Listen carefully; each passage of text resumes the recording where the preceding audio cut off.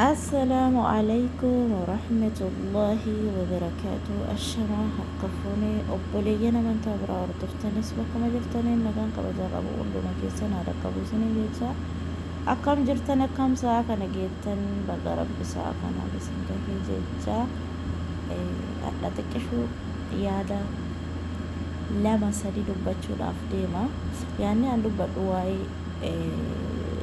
haala yeroo gisee amma biyya keenya keessa jiruuti keessattuu nu ijoolleen biyya gara garaa jirtan namoonni lafas manas bitattanis akkasuma mana ijaarratan qaamsa xiqqishuu wayii akkuma afgalta isiniif himuuf yaala tokkoffaa irratti rakkoon biyya keenya keessa jiru hedduu ulfaataadha akkasuma namni keenyallee rakkoo qaba rakkoon inni qabu maali lafa kaartaa pilaanii bitateen ala baay'ee mana ijaaruudha rakkoo mootummaa gisee mara himuu irra rakkoon keenya maali jennee of gaafachuun dirqama keenya mootummaan lafa kaartaa magaalaa qabu irra xiqqaatu rakkoo namaa laaluu danda'a garuu lafa tirfii laftummaan fuula namaa jiraatteedhaa fi tirfii irratti ijaaruun lafa kaartaa magaalaan irratti hin baane ijaaruun rakkoo hamtuudhaaf nama saaxila kanaafuu obboleeyyan kiyya wanni ani isinii dhaamuu barbaadu guddaanii shamarran keenya namoonni akka kiyya fakkaataan akka kiyya biyya namaa keessatti humna fixattanii umrii fixattanii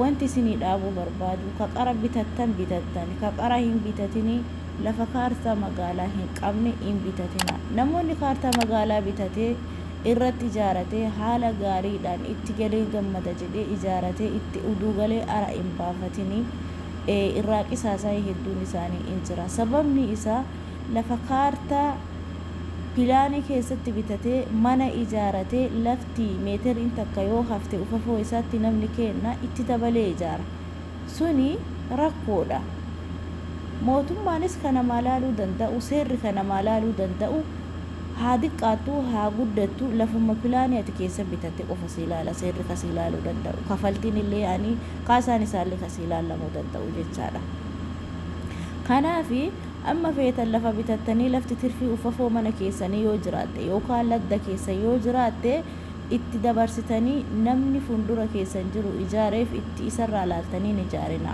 kaartama bitattan san qofarratti ijaaradha amma shaashamannetti jechaadha manni hedduun akkana qisaasa'e kuni kaartaa pilaanii bitateen ala bahee warra ijaare jechaadha ka akkana sissanii manni akkana ijji nama laalle kun marti qisaasa'ee lafa tirfii ufafoo jiru sanitti namoota qaxxalee ijaare jechaadha tokkoffaa irra namni kenna rakkoo mootummaa bicha himuu sun taane namni kenna rakkoo guddaa qaba eenyu dabalatee jechaadha ilaa haga mataa keenyaan baatu sababni isaa waan qabnu irratti daangaa qabnu irratti waa hin ijaaran lafti tirfiin isa bira yoo jiraatte lafa sani daballee ijaara amma manni argitan guutuun isaa manni akkana fakkaatu fajjige guutuun isaa jechaadha mana lafa tirfii ufafoo isaati hafte warra siqee ijaara daangaa ofii irratti maal kaartaan agarsiisellee nama fakkeenya magaalaa bareechisuu fi akkanatti uummata diigaaranii jedhan garuu hin beekanii kanaafi namni tokko gaafa isin dura mana ijaaru yoo sissee ijaaree jiraate isin pilaanii keessanirraa baatanii pilaanii lafa qabnirra asixxanii ijaarina amma kuni akkana diigame kun jechaadha kuni akkana diigame kuni bakki diigamte tuni lafuma tirfiiti malee pilaanii asissinne natti ana akka mataa kiyyate jira kuni ollaa kiyya manni addisi kun gana diigamuuf deema usuu galee aratti hin baafate waan hedduu garaa nama gubu waan hedduu garaa nama gubatu wallaahi laazim haga itti gade baatii lama hin geenne ijaaratee xumuratee baatii lama akkana hin geenne karaan irra dhufe jechaadha usuu daangaa lafa ofii irra ijaaramee jiraate hin tuquun lafa ufafoo namni yoo argee jedhe bakka irrumatti ijaara waan ufafoo dhufu garuu hin beeku namoota pilaanii ofii keessumatti daangaa lafa ofii irratti ijaaratanii hin tunne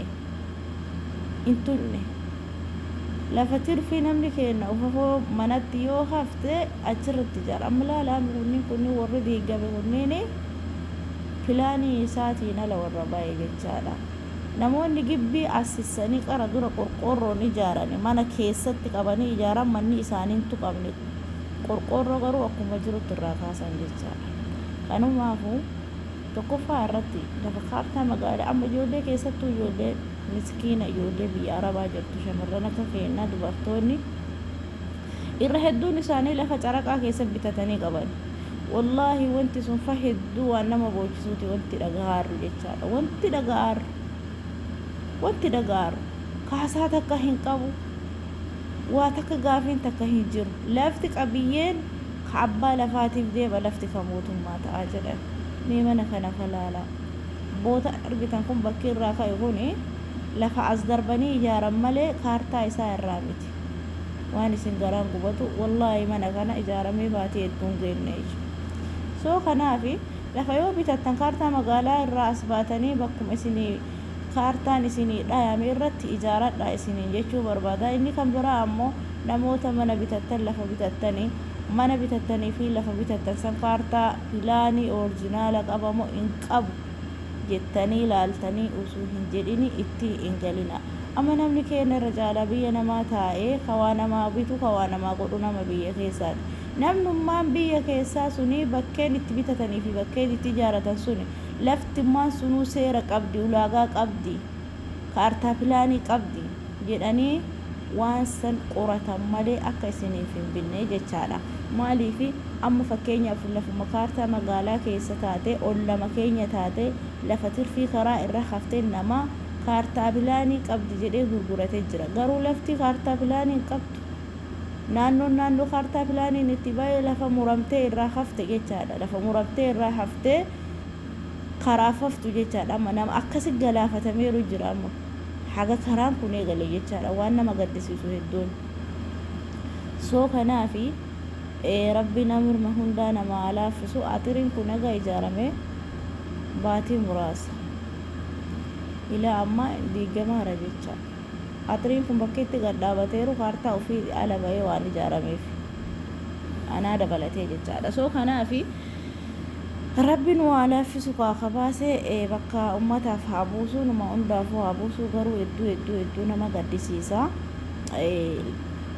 Hedduu nama gaddisiisa. Ammoo wanti isinii dhaamu obboleeyyan kiyya namni sagalee kiyya kana akka carraa dhageeffattan shamarran biyya arabaa jirtan lafa kaartaa magaalaa hin qabne illee hin bitatinaa.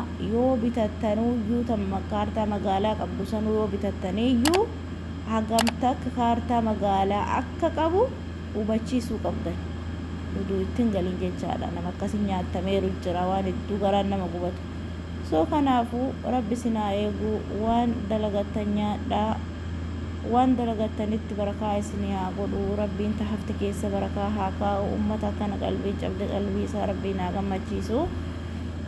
Magaalaa bareechisna jedhantanallee magaalaa Finfinnee fakkaattu rabbiin haa taasisu. Biyya teenya amshee rabbi naga haa godhu. Jiraadha isiniin jedha. Of eeggannoo godhaa isiniin jedha. Lafa kaartaa hin qabne hin bitatinaa. Maallaqa keessan hin qisaasessinaa. Bisinesa makiinaa yookiin waan adda addaatiin dalagadha haga biyyi keenya naga argattuufi. Soo kanumaafuu fayyaa ta'a isiniin jedha. Warri harmee faamiliidhaaf haaraa taatan sheer sabskraayibii gochuudhaan nu jajjabeessaa. Galatoomaa ulfaadhaa isiniin jedha. Jazaakumullahu khairan. Namoonni hangammatti hamilee nutti hortanii laayikii nu gochuudhaan sabskraayibii gochuudhaan nu jajjabeessitanii maatii haganaa nu taatanii ulfaadhaa. Ammas sheer sabskraayibii gochuudhaan nu jajjabeessaa isiniin jedha. Hanqina haganaa irraa akka bilisa taatanii isiniin jedha. Hanqina namaa yeroo hunda himuu irraa hanqinni keenya maalidha jennee of gaafachuun dirqama keenya haa ta'u isiniin jedha. Kanaafuu fayyaa ta'a. Horaa bulaa deebanaa nagaan jiraadhaa. Yeroo biraa waliin nu haa deebisu. Salaam.